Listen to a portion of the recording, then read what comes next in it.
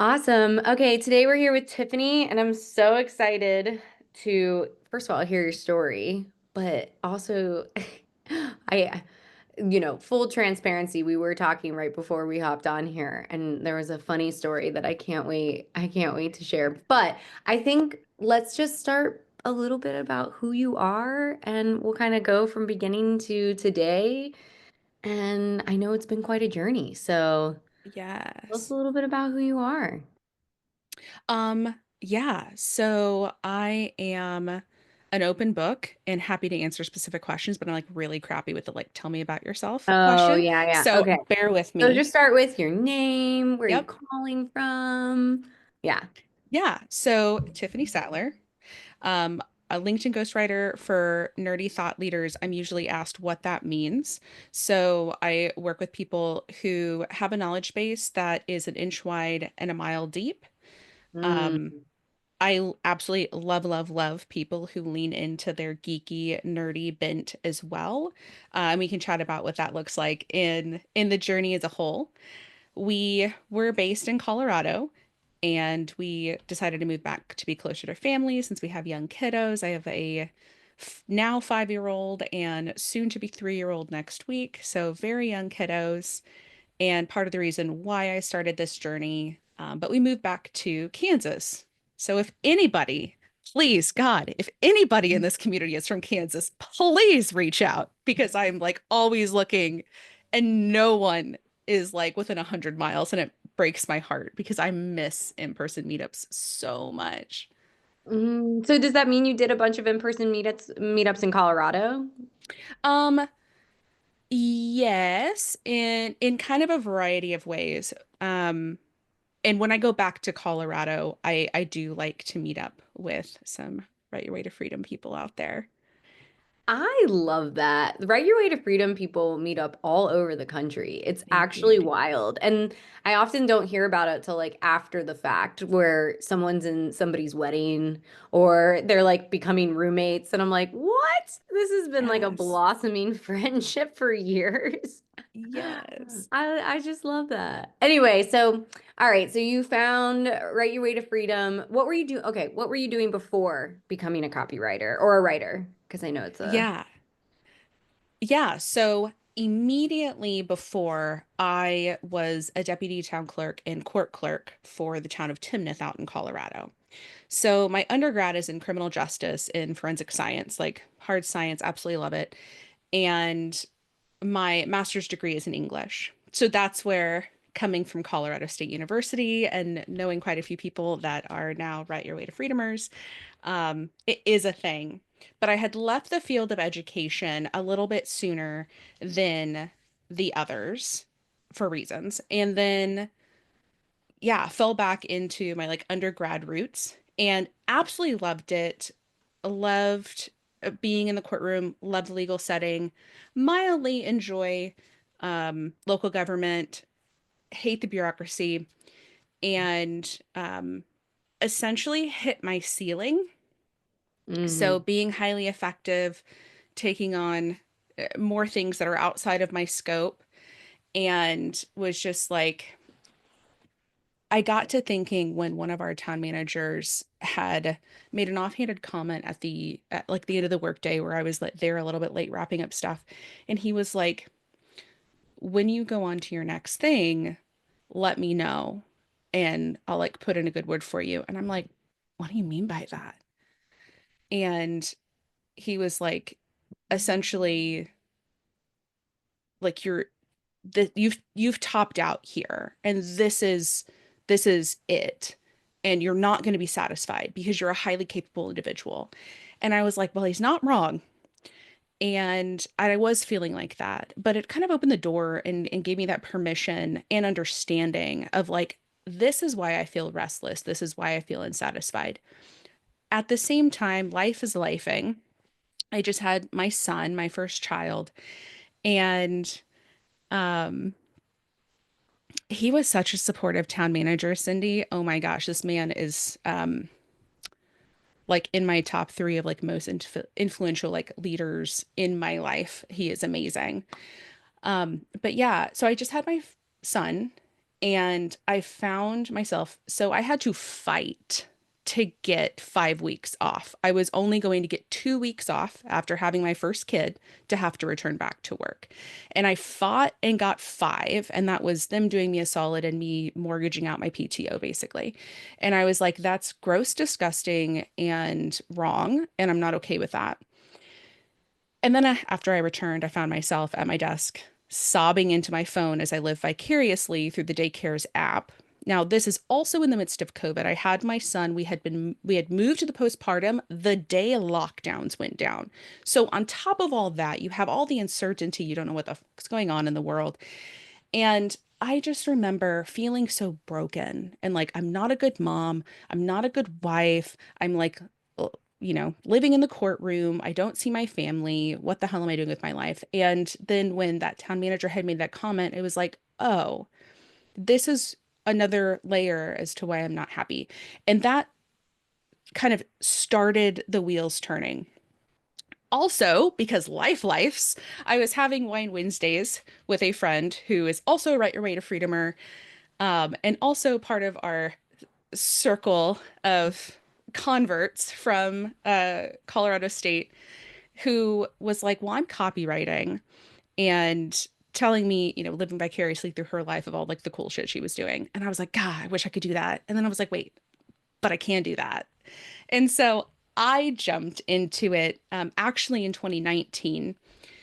And I remember being really scared because I actually had a business before and I had to close it down because I was doing basically a pre-med program and I couldn't provide the level of customer service that I wanted and needed to um, and be successful. And I didn't want to compromise our reputation. So I ended up shutting it down. And I was like, oh my God, I don't want that to happen again. I don't want to not be able to serve my clients. That was a huge fear that I had coming in. My husband and I also had a very serious conversation about like, I'm going to need wild support. We're expanding our family. I don't know where we're going to be financially. Here are my fears wrapped up in my past. Oh my God, what are we going to do? So all of that was happening kind of simultaneously at once at the very start of this. I'm going to pause here. No, it's amazing. I'm like on the edge of my seat. You're a wonderful storyteller. Don't pause. I'm like, what? No, what happens What next? happens next? Um, okay, well then I'll go ahead and drop what you and I were laughing about before we hit live. So I finally have this like confession, like before I hit sign up for Write Your Way to Freedom, because like the enrollment wasn't open at the time. And I was having conversations with my friend Michelle, and she was like, you should just really talk to Kristen. Now, fun fact, Kristen is an old friend from grad school. So Sarah, like the level of the people, there's like six of us from this particular program. We all were like graduate teaching assistants, and I know like Hillary was working there, but not necessarily that. And there are just some different things. But um, I ended up giving Kristen a call, and I was like, just what is this about? Give me the DL because I don't know if this is for me or real. And she just gave me a hot take, bless her soul, as I asked a million questions. And I was like, okay, I'm just going to do it. So I did it. Now, I was still in my 9 to 5, so juggling both is hard, y'all. It's hard. Power to you guys for doing it, juggling a 9 to 5 while trying to start your business.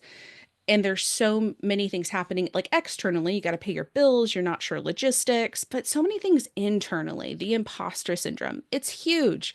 Making the decisions that lead to fear of failure, that was something I had to unpack fear of like the sunk cost fallacy. Well, if I go all in on this niche, I don't want to find out in 6 months that it was a waste of time. So all of that's happening as well. And that's all just like internal. So I was going through that as most of us do. And I was like, look, I want to do something that I'm passionate about and make money, as we all want to. Of course, is why we're here. But I don't want to have to like compromise on a niche. And you can niche in so many ways. It's not just I'm going to niche in finance or I'm going to niche by doing not copywriting, like SEO website writing or something like that. You could niche in both. Kristen also like blew my mind with the stuff that she was doing, like double niching with her thing at that point in the journey. So cool. Um, so I had to ask myself some really hard questions. We hear a lot that like finance pays really well and health and wellness can pay really well, but neither of those things were my interest or my background. And I was like, well, crap. Like, what do I do if I don't do that? I'm like, sales launch copy for coaches. That was really big in like 2020, 2021. And I was like, okay, maybe that, right? I wanted to make it viable. And therefore, I was like, that, like, the guarantee has to be there. There has to be an ROI. So I have to pick something profitable. And it felt really dirty. I remember being like, I'm not leaving a 9 to 5 to jump into a business that's going to be like twice as hard and have a lot of suck and then do something that I I don't like that rubs me the wrong way in equivalent ways of what my 9 to 5 is doing.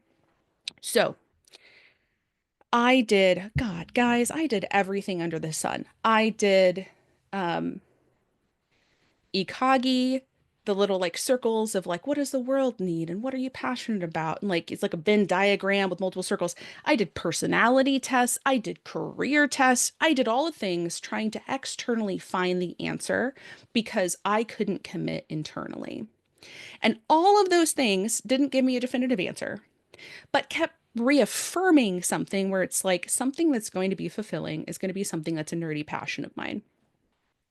And I thought, okay, I really like gaming and comics is a broad umbrella. And that's all kinds of nerdy that I like. And I have a lot of connections in that. So that could be viable, but we'll do website and SEO copy because every business needs a website and SEO scratches my analytical itch. So I was like, perfect. I have friends that own comic book shops. And so I sat down and had coffee chats with them of like, tell me the state of the market. Tell me what your struggles are. All of the voice of customer research. And by and large, what I heard was, we have a need for what you're doing. No one will pay for it. We know we need it, but our margins are so slim, no one will pay for it. And that broke my heart. And I appreciated the honesty because sunk cost fallacy, and I was at the edge of my seat. And so I was like, oh my gosh, what am I going to do? So quickly switched from gaming to comics to Dungeons and Dragons because I love that. And there was a big influx during COVID of people turning into professional dungeon masters and doing it. And I knew a lot of people in that, and I'm very plugged in the community. So again, I started having conversations. But the conversations this time were different. They were sometimes even weird. I had a lot of people interested, and the value perception was there. But the people who were willing to pay for it didn't have the consistent income to pay for it. Some of the people were like, I definitely see the value, but like, I'm okay only making $1,000 a month. And I was like, bitch, how do you pay your bills? That was a different conversation. I wasn't calling them out on life choices, but I was like, weird. Okay. So there's like a pocket of individuals that have just a different thought process. And you can't look at someone and go, that person's going to be fine with $1,000 a month. Like, you don't know. And so I was like, okay, so now I know I'm going to have to kiss a lot of frogs, and that's going to suck. I will say in all of this, I like hard committed. So my website, like everything was all in on being an SEO copywriter, doing website stuff for professional dungeon masters. And for everyone here, I think that we've probably heard it at least once in our lifetime, if not since we've started a business, where people are like, it just takes one. And you're like, cool, but I need the one, right? But it does only take one. So here's what happened. I'm on LinkedIn because social media as a whole kills my soul. And I thought if I'm going to do anything, I'm going to do LinkedIn because it's not quite like a TikTok and I don't want to eat a Tide Pod. So I was like, okay, we're going to go on LinkedIn. I'm going to be present there and we're just going to give this a try. Now, at this point, life is still lifing. It didn't just stop after I had my son and I like left. So I was still juggling both through months of doing all this market research, getting my shit together, redoing my stuff because it was wrong. And I gave a 3-month notice for my job, left it. And I thought, oh man, I'm in Colorado. We lived right at the bottom of the foothills. I was like, I'm gonna have a sick morning routine. I'm gonna drop my son off. I'm gonna go for a hike. I'm gonna do like morning mantra. It's gonna be great. No, boo. Like 2 weeks after that, I found out I was pregnant. And when I say I'm pregnant, like it is debilitating. I vomit my brain out for the entire 9 months. It is the worst experience. I was devastated. We also didn't have insurance. I was the breadwinner, the insurance giver, everything. And we bet it all on me leaving and starting this business. Mind you, pandemic, I now have a almost 2-year-old at home in a house that we are still learning was not like baby proof. So, like, there's that experience. Again, friends, if you are going through some shit and like life is lifing, I honor that and it's okay. I remember still sitting at my desk at home and crying for different reasons because my son is home, because I don't know what I'm doing with my life, because I was so scared that I wouldn't find the one. All of the feelings, everything that I wanted and imagined, I was mourning the loss of because I was pregnant. My first pregnancy actually ended up going really bad, and I had some trauma from it. So there was like that whole mind thing as well. There was a lot going on.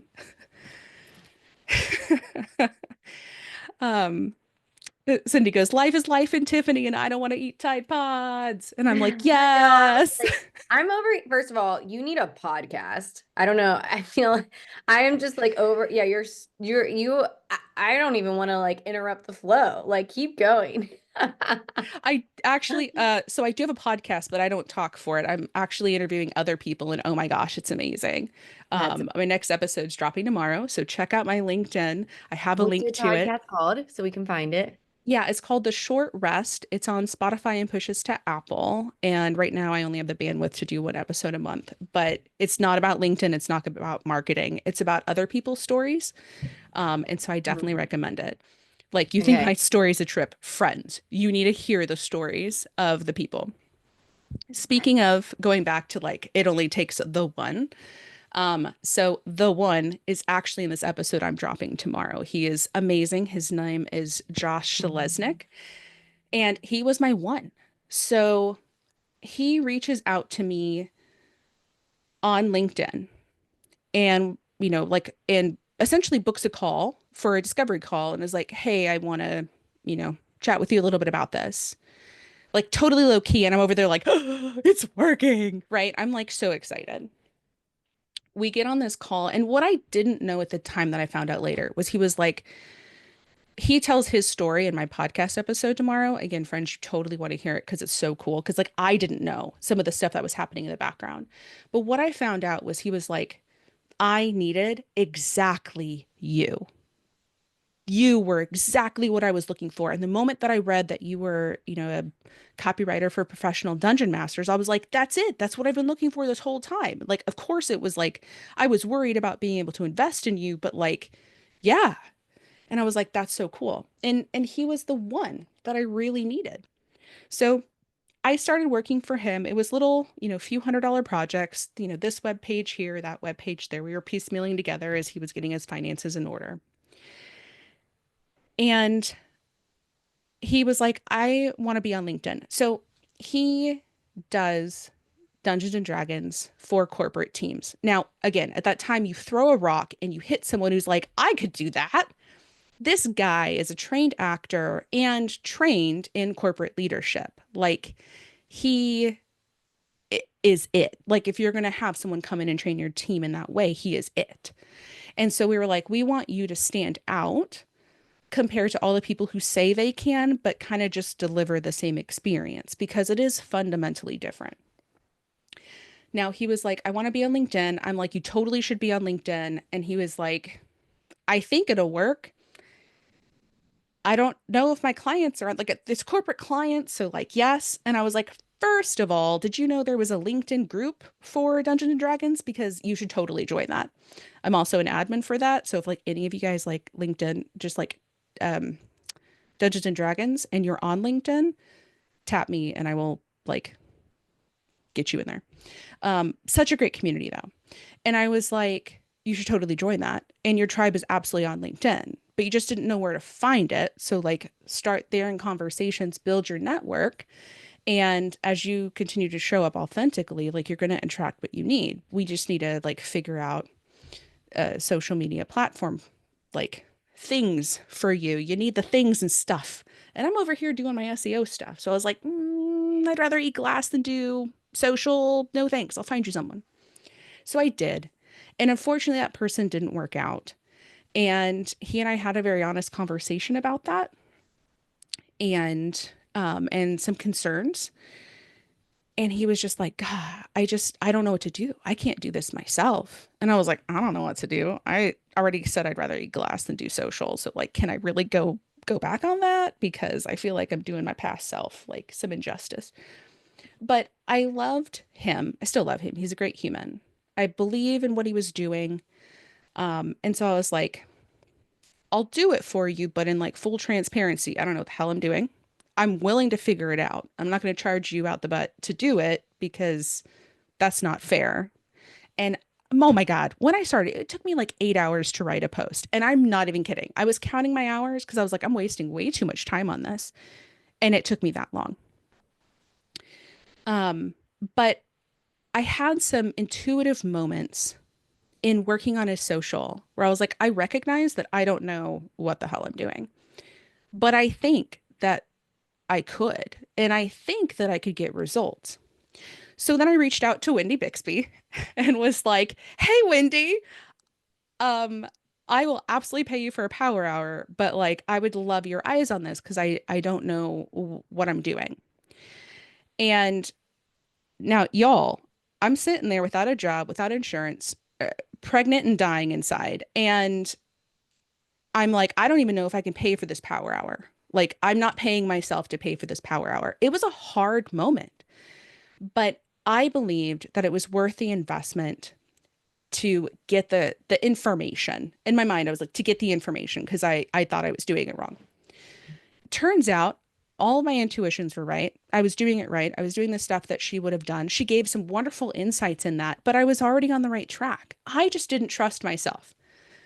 So, yeah, Cindy, validation. And that's exactly what it was. So, another kind of piece of learning, golden nugget along the way is um, being willing to invest in the guidance because it always pays off.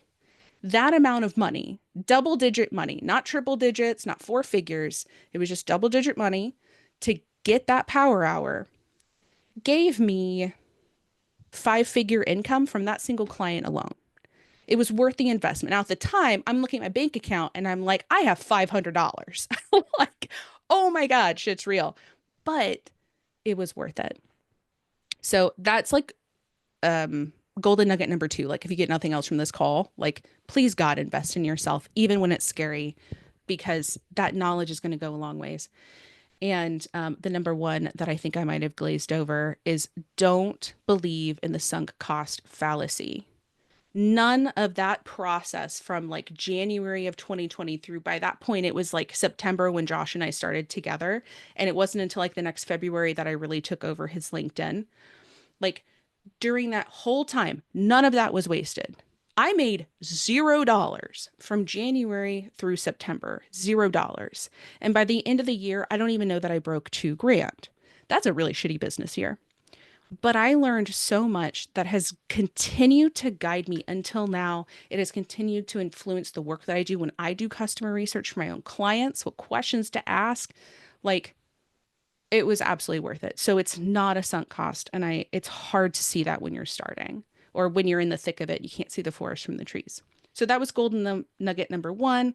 Number two, let's move on. So Josh and I start working together And I am just trying to get by. I am getting to the end of my second pregnancy. Still dying inside, but medications were provided this time, so that was different. And for some reason, my husband and I are masochists, and we decided that after we have my child, we're moving in 2 months back to Kansas. So life is still lifing this whole time. And it has not been lost on me that I started my business for SEO and website copy and for, some entity. It's changed to a different kind of copy for professional dungeon masters. I've had to slow everything down when I expected to ramp up because I was pregnant. And then I know that I'm going to take a hiatus because I'm going to have a baby. And then we're moving out of state. And I'm like, when am I going to, like, I keep trying to restart this business and I keep having to stop. And it was wearing on me. I was tired of doing it. It was exhausting and it sucked and it was frustrating. And I also didn't know. It's one thing to know what you're doing and just have to go through the suck. But this was like, I second guessed myself all the way. Like, do I really want to stay in website copy and SEO? Because I don't like blog writing. Oh, that's another thing. I knew my hot notes. Blog writing is one of them because grad school took it completely out of me. But I know the no's, but I don't know the yeses. As I continue to do LinkedIn work really exclusively for Josh, and it started getting easier, and I started helping him build his community. And also, it was building my community because we are very similar. And I started seeing the power of LinkedIn and the kind of tribe that you can build and the support that you can have and just the beauty of the platform. I fell in love. I wanted to do it for myself in my own business. At the same time, I had an Instagram, hated Instagram, deleted the business account. Again, I still rather would eat glass than do social in like any other capacity, with the exception of LinkedIn and maybe YouTube, but that's on the back burner. So, in that process, I continued to learn about myself, even though I scaled back and I was going slower. Had baby number two, moved to Kansas, and had to figure everything out again. Life as a new grown family, life living out of my mom and dad's basement, which for the record is like kind of like a rental property in and of itself. Separate interests, had a kitchen, like laundry, like everything. But it was embarrassing. You're an adult, you have kids, and you got to move back in your parents' basement. That really makes you question things, self-worth, value. Do you know what the hell you're doing? Because you're basically 20 years old and supporting multiple people. Um, Kansas is in the Midwest, kind of the Bible Belt. We moved back. My husband does not have a remote job. His job requires him to be on site, so he quit his job. So we're sitting there with unknown income, and we're telling everyone that he's a stay-at-home dad because I've got to restart my business and figure it out. So then that comes with a lot of judgment of like, question for Caleb is, "Oh, what do you do for work?" And he's like, "I don't work." And they're like, "Okay." And they look at me and they expect me to be a stay-at-home mom because that's a lot of what happens in our community here. And so, yeah, that came with a lot of, again, emotional baggage that you end up carrying, and a lot of self-explanation and wanting to be accepted and not being accepted and all of those things, right? That shit happens. So I'm picking up the pieces to my business. I'm like, I can't be doing this for professional dungeon masters because like I have my one, it's making it work, but that's not the end all be all. What do I do? Where do I go? I love LinkedIn. Let's niche on LinkedIn. I don't really mind who I serve. I'll take anybody at this point. I'll to figure it out and we'll do LinkedIn. So I did. I also invested in a business coach that was amazing. Um, totally shifted in how I thought about things. It was a group program and it was so helpful to be in the room with other people at different stages in their journeys as well, and hearing their questions and hearing their experiences. And when you're in a situation like that, it's like, okay, I'm not crazy. It's not just me. I don't suck. Like everybody is going through similar experiences at one point in time or another. You can learn from other people, and so it was such a great community to be able to learn from others. Golden nugget number three, highly recommend investing in a business coach. So good. Now, at that point in time, that kind of gave me the permission to go all in on LinkedIn, but in a way that worked for me. So, prior, I guess I should back up and say one thing because it's not all sunshine and roses. I invested in my very first business coach, and that was not a good fit. They were telling me that I had to do things that did not personally align with me. And because I was paying them for their knowledge and experience and trusting them to help me figure out my business that I wasn't confident in, I thought something was wrong with me. I thought I was wrong. I'm feeling this way because I'm stupid or I don't know what I'm doing and I suck and whatever, whatever. And they know better. And so I need to change who I am. That was not true. And I didn't realize that that wasn't true until essentially it was giving me high anxiety to hear from them on Voxer. And I was like, if I'm getting anxiety from someone I'm paying for my time, like that's a problem. And so we ended that relationship, if you will. And I was scared to invest in another one because this initial business coach I had already known, I had already worked with in a different capacity. And I'm like, well, then how would I go to someone that I don't know? How would I trust them with my business? And it scared me. But I did it. And it was the, again, one of the best business investments that I've ever made in myself and my business. And part of that experience taught me that it's it is vital for you to continue to invest in yourself regardless of your prior experiences. It's okay to get on there. I got on the phone and I asked her a butt ton of questions because I was scared. And I vulnerably shared the experience that I have in detail with the previous coach. And I was like, look, this is where I'm at. And a lot of my decision was based on how that was received. If you can't hold space for me and my experiences, if you can't be open to what I'm saying, or you're highly defensive or you're pushy or whatever, like clearly that's not a good fit. And so that helped me trust that process a little bit more, which I think was important. I invested in her. That experience was wonderful. I continue to grow my business through LinkedIn. And I think the last thing I'll say that she taught me is that, like, you have to have a seat at the table. And by that, I mean sometimes you have to pay to be the dumbest, brokest person in the room. You have to pay to take a seat at the table to learn and grow from the people that are 5 steps ahead of you. And there is nothing wrong with being the dumbest, brokest person in the room. That is where you will see radical growth. It is so important for you and your business. And I don't mean you'll see radical growth like they're going to give you the system to set up to make 6 figures or 10x your ROI or whatever jargon we see everywhere.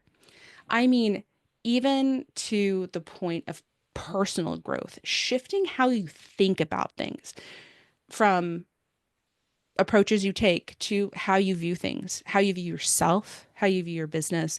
And that started my journey on really investing in my own personal growth. So, what that looks like for me now is every year, every March, I go to England. Like, oh, London, it's a vacation, it's great. Yes, but I'm exhausted. It knocks me on my butt because I'm seeing clients the whole time.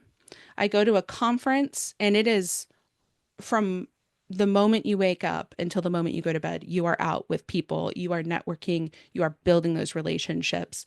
You don't just go to passively sit in a seat and like get the information. I would just do an e-ticket if it was like an online webinar, if that was the case. Like this is getting in the room, getting a seat at the table, rubbing elbows, having dinner with people who are speaking internationally about LinkedIn. Like it's huge. And so I invest in that every year, regardless of what happens. Um, I've also invested in a year-long program that is specifically all about that kind of soft side of entrepreneurship. We're doing sound baths, we're doing a lot of shadow work, we're doing a lot of inner child work. And how I show up now is a direct result of that work. And had I not done that work, I would not have grown or attracted the possibilities that I now have. So I'll give another example between like me, you, and the wall. On Thursday, last Thursday, one of my ghostwriting clients, completely unaware, like we get on a call, we're just chatting. Like he's about to move, they bought a house. We're chatting about my trip. And he's like, okay, I'm like this level with my clients where like we're having casual conversation about how he was like stuck on a train because they lost power. Like it's a whole thing. Like we get in the nitty gritty. We know each other's lives. And I was like, wow, that's a big update. He's like, that's not the update. He goes, after May, we're going to have to move on. Blindsided. Did not expect that at all. Love this client. He's like, this is not about you. You are amazing. But the way that they're restructuring their business, they actually want their newbie writers to be ghostwriting for him because it's cheaper and they're doing some other things financially internally.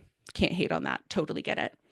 But two, it allows him to really have a hand in nurturing these writers so that they are the quality they need to be when they hand them off to one of their clients.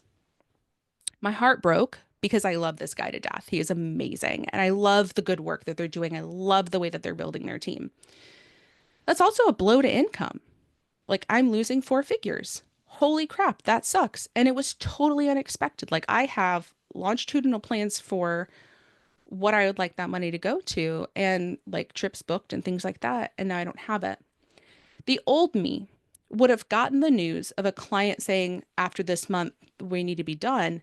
I would have knee jerked, like internally, panic, anxiety. Oh my God, what am I going to do? I can't pay for anything, right? Like freaking out.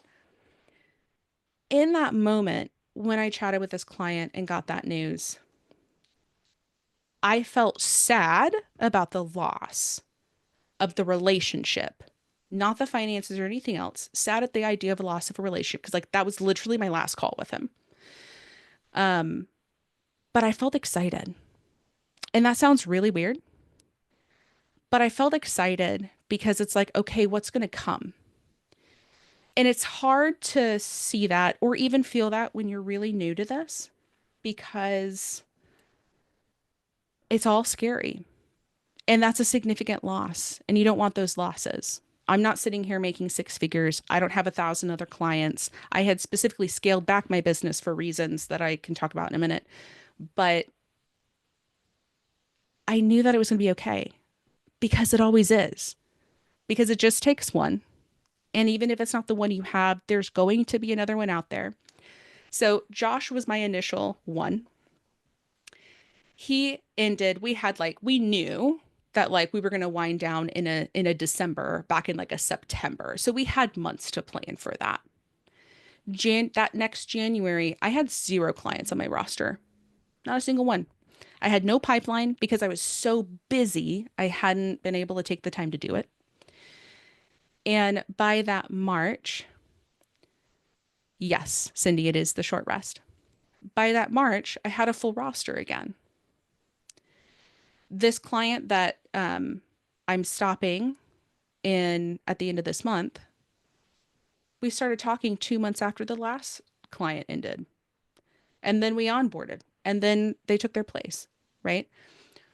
You're going to notice when you do this long enough that just because one door closes doesn't mean there's not another one that'll open or that you have to wait forever for it. Yes, your sales cycle might take 3 months from someone seeing your content to getting on a discovery call. Okay, cool. It's important to know that for your business. But there's people at so many different points that you don't know where that's going to come. Something cool about this that I've realized is that I'm going to leave next week for a trip to do some sound bath, like inner healing, like in person work. And this is my opportunity to do some deep CEO work and really think through those pieces. And so I guess that's another thing we're saying is that if you're not taking that time in your business to like have a CEO day, to take that step back and think deeply, is this what I really want for my business? Is this where I want to be investing my energy? Or is it draining me? Does something need to change? If you're not taking that step back once a week, once every few weeks to make sure that that's all grounded, you're just going to be running yourself ragged in burnout, trying to tread water and keep up with everything until you something gives, right? Your client goes a different direction, or the call that you thought you had in the bag suddenly decided to go in another direction because, like, what the heck? Like, that stuff's going to happen. And it doesn't have to ruin your life, but you're not going to realize that when you're going 1,000 miles an hour just trying to keep up. So, for me in this circumstance, wow, that's an opportunity. I get to go on this trip, not have to worry about generating someone's social content, and can just take a moment and go, you know what? I don't know that I want to do LinkedIn ghostwriting in the sense of having a client and being their ghostwriter. Honestly, that's a realization I had 2 days ago. Your business is living. It's constantly changing and constantly doing stuff. And that's a decision I think I want to make. But I made a course and I love that. I want to invest in that, right? I'm thinking through these other pieces. What do I want more than my business? And what do I not like? What's an energy drain? Ghostwriting for me on like a single client basis is an energy drain. That's weird. My title is like, I'm a LinkedIn ghostwriter for nerdy thought leaders. Do I need to change my title? There's so many questions that come into that. My response is no, because I'm still a ghostwriter. I just write profiles, and that's same thing, but a little different. And two, because people are still searching for a ghostwriter, and 9 times out of 10, they need profile work and not just someone to hammer out their content. That could be ChatGPT. So, wow, so much there to unpack. I realize I Yeah. have monologued for like 45 minutes. This is why I need like specific questions. No, I'm no, so it was sorry. so good. I mean, because you can't, yeah, I am just aggressively nodding as you're talking. And honestly, you are such a wonderful storyteller. I didn't want to interrupt the flow. I have been making notes though, so I've got some I did questions see that. and some thoughts. Did you see Yeah. how, like, I saw you note and I was like, I need to stop squashing a train wreck. It's no, yeah. you're so good. You're so good. There was just so much good, like juicy stuff in there that I want to make sure that, like, we, call out. One thing though that I would love to hear from you, because Yeah. you remind me of me in this one particular way where I think you like to talk about the hard stuff a little Mm, bit. And it's like you don't shy away from that, which I think serves you well in business. I don't know, is that resonating a little bit? 100%. So we've heard, usually I'm like, tell me about a time where, you had a hard time and had to keep going. But with you, we've heard about a lot of hard times. Yeah. When did you like look up and think, oh, I'm doing it. This is Oh working. man, that's so good. That's Like such a good what are some question. of the, Mm, or for me, I know it can be, wow, I'm living a life I dreamed of. mm, I always like really wanted this to happen, and now I'm actually doing it. I have the time autonomy, whatever it looks like for you. yeah. Yeah. Um, I'm thinking through this because I have a few things. I mean,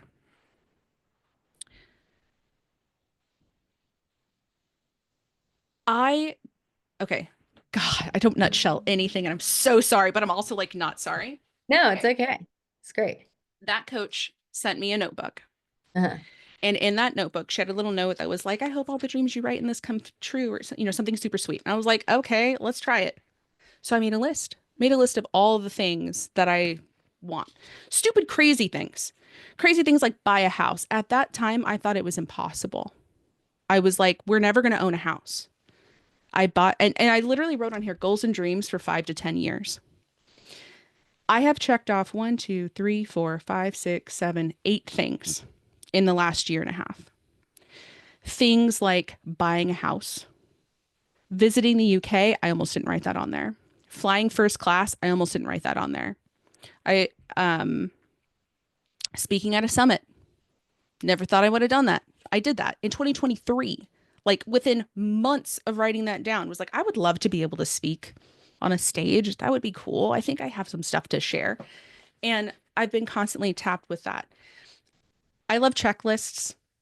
I'm a weird person like that. And so being able to have that visual reminder where I'm like, oh, dude, I did a thing is really helpful. But also being in the moment. I am so bad about taking videos when I go travel and do stuff. I want to be in the moment. And I have a lot of these realizations when I'm like heading back to my hotel room and I'm like, I just danced in a 90s retro bar with uh Richard Vanderblom. Like just like weird shit happening. Yeah, I know. Um and so it's like realizing that the people that I'm meeting, the conversations that I'm happening, reflecting on like, whoa, like a year ago, I would never have thought that I would be here. It's having those moments. They initially were just on this checklist that I would revisit when I would remember to do like my morning routine that I enjoy and like to have. Um, and I think they also come up in conversations where I like had conversations and they're like, hold on, you just glazed over that whole thing. Tell me about that before you even finish this idea. What happened there? And I'm like, oh, yeah, let's talk about that. So it comes up in ways like that. I think the last piece of that is so I made the decision to work a 9 to 5. I have a 9 to 5. It is an amazing job with a company that I adore, that I have worked for before. I am not at all embarrassed or upset that I have a 9 to 5. It is so good. It provides the security that I want. It's fully remote, flexible schedule. Like it's everything you could dream in that. And I can still have my business. I'm still doing this in the middle of a workday. I recorded a podcast Friday in the middle of a workday. Like we could still do those things. But I wouldn't have had the opportunity to do that if it weren't for um, having clarity around what I want and being willing to walk away and say, okay, there were plenty of other times where I was like, I'm so desperate, I need a job. And I was like, but will I be happy? And I wouldn't. But in this job, I am. And I'm so glad that I know myself enough to be like, I'm not practicing interview questions for 3 days before. I'm not going to freak out about it. If it works out, great. And if it doesn't, that means this door was closed and there's something else better for me. And it's taken a long time to get to that mindset. And so these affirmations of where I'm at, I think really do it. Nice. Oh my gosh. There's so much good stuff in here. I feel like the other thing that really stands out to me is, and I feel like I know this to be true, is just, again, all the personal development work and what it's done for just literally your everyday, like changing who you are. And I think that's one Mm-hmm. of the reasons I'm so passionate about entrepreneurship in general, is because I've seen how in order to succeed at it and not lose your damn mind, you have to do this work, truly. And that just it bleeds into every aspect of your life and it makes everything better. It makes your business better, your choices better. Um, there are quite a few people, especially in today's world, I feel like where there are remote work and people allow like the 9 to 5 with flexibility and the ability to also run your side business. I call it double dipping. I think it's awesome when people can figure that out. I'm wondering, one other question that I had that you kept talking about was, because there were so many hard times and you've Mm-hmm. clearly had you something made you keep going. Like, I was it a belief in yourself somewhere deep down inside? Because it sounds like there were plenty of opportunities to just like truly give up on yourself and you didn't. And so I'm just wondering like what kept you going? Oh my God, that's such a good question. Maybe a little bit of pride because I don't want my parents to be like, I told you so. Like, let's be real, that exists. Listen, I think, dude, sometimes, like, the traits that we maybe are a little considered a little negative, like vanity or pride, like, sometimes they keep you out of trouble. I think that that was a bit of it. I think another bit of it was like, Stubbornness. why stubbornness? Absolutely. Um, but I think a bit of it is like, why am I doing this? And it's like, I need to be able to pick up my kids from school. I want to be able to help in their classrooms. I want to be there. Like when my mom, she has ill health, and I want to be able to take her to her doctor's appointment. She's afraid of not like me not having the time or being too busy. And I'm like, no, like I can make these choices and rearrange my schedule, and it's not a big deal. So just having that flexibility was very important. And I would put myself, I'm a big like visualization person. I love that. And so I would put myself in the position of like, okay, if I was working X, Y, and Z, I'm going to pretend that I'm waking up the day that I need to work, or maybe it's Sunday. How do I feel in that moment? Do I have that sense of dread?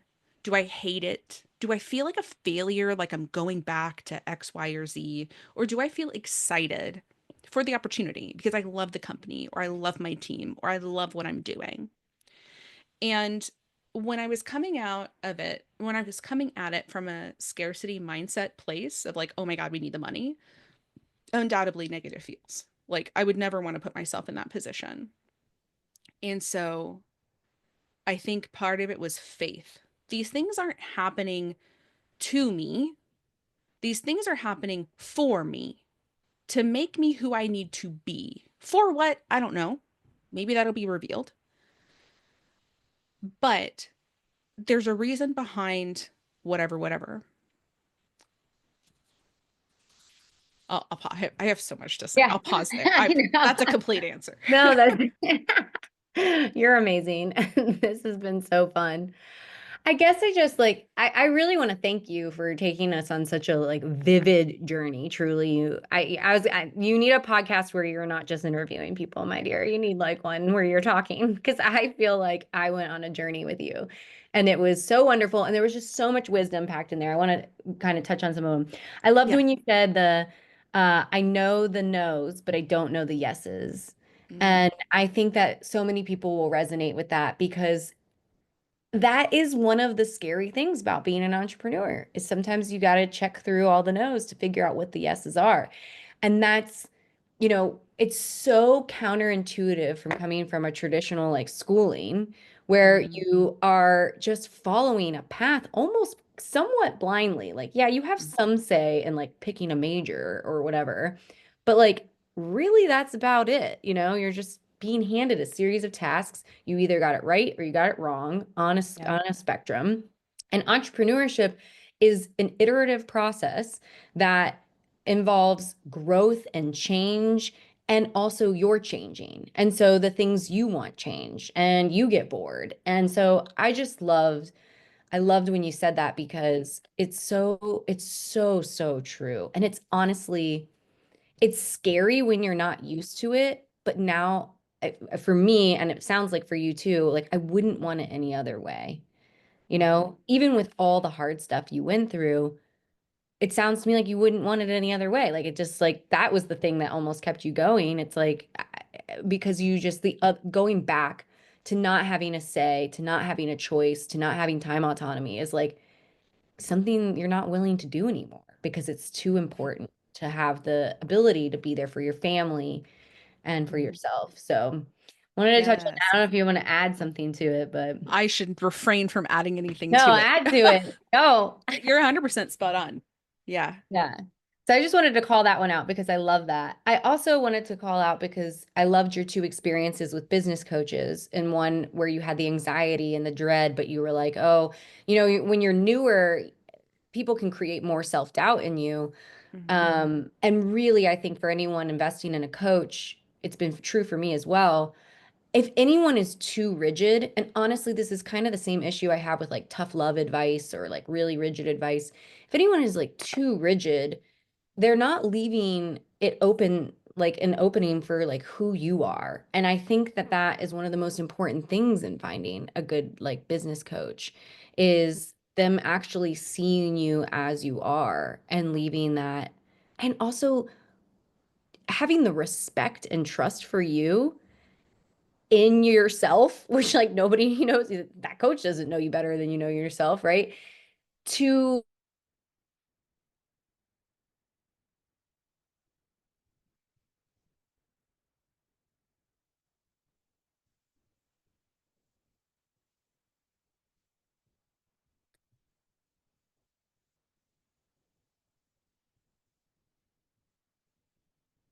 Oh no. Oh, good. I thought I froze. Ooh, I hope we didn't lose Sarah. She did freeze for me though. Uh-oh.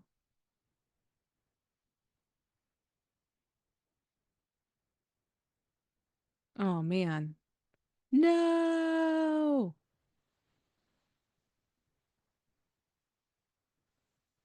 I am now the host. That's weird, but oddly feels good. Interesting. Yeah, she'll totally come back.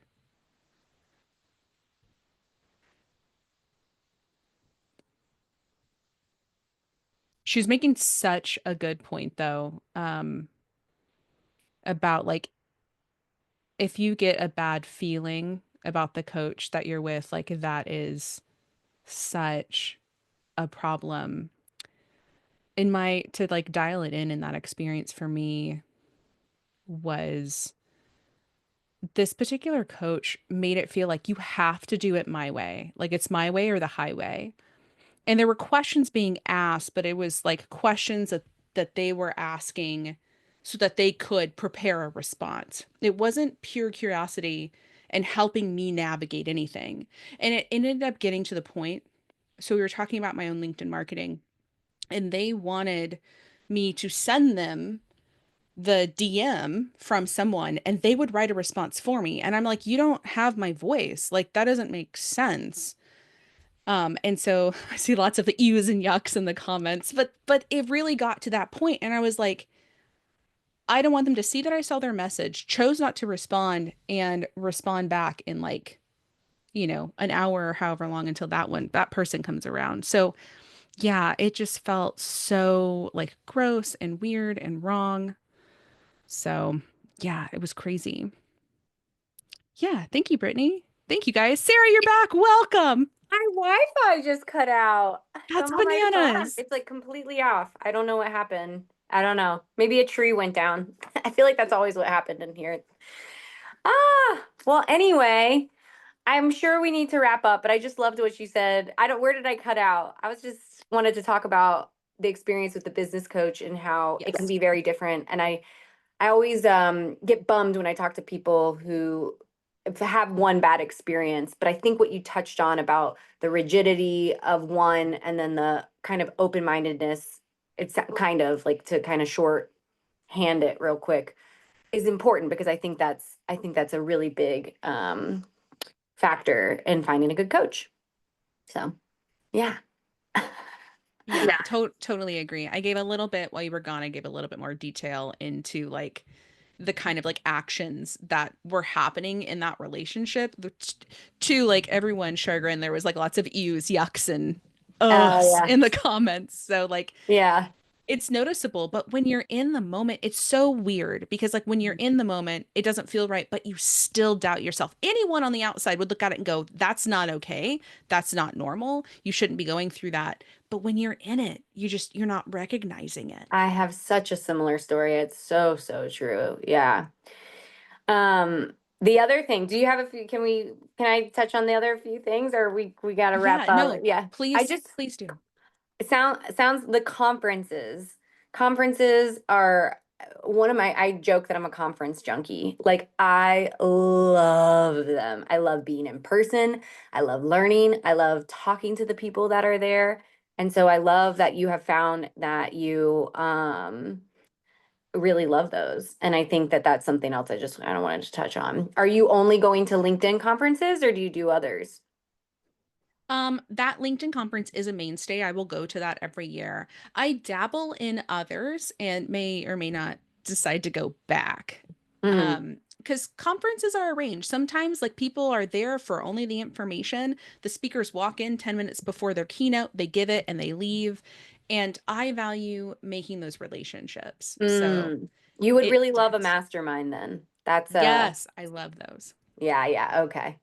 Well, awesome. Thank you so much for being here. Thank you for taking us on the journey. I love to wrap up with the question that if you could go have a chat with yourself, Mm. way back when, which by the way, for some of the people who are here and I think miss the context, there are, I think, 6 Write Your Way to Freedom students from the Colorado State English Department who were working there and all left to become copywriters or some version through Write Your Way to Freedom, which I just find so hilarious.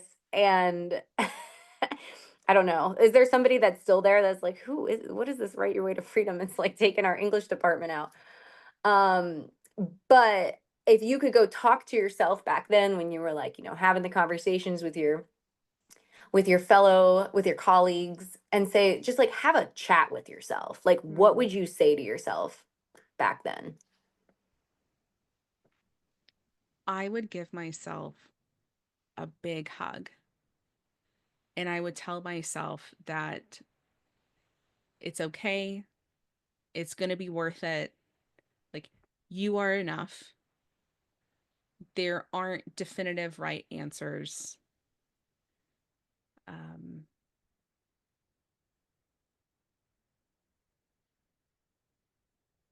and give yourself some grace.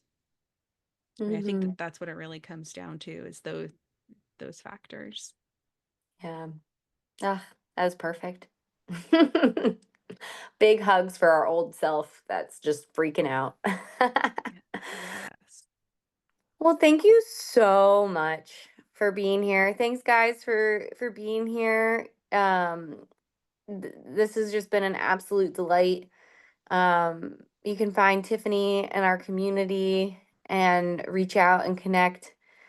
And yeah, we'll see you guys in the community. Thank you, Tiffany.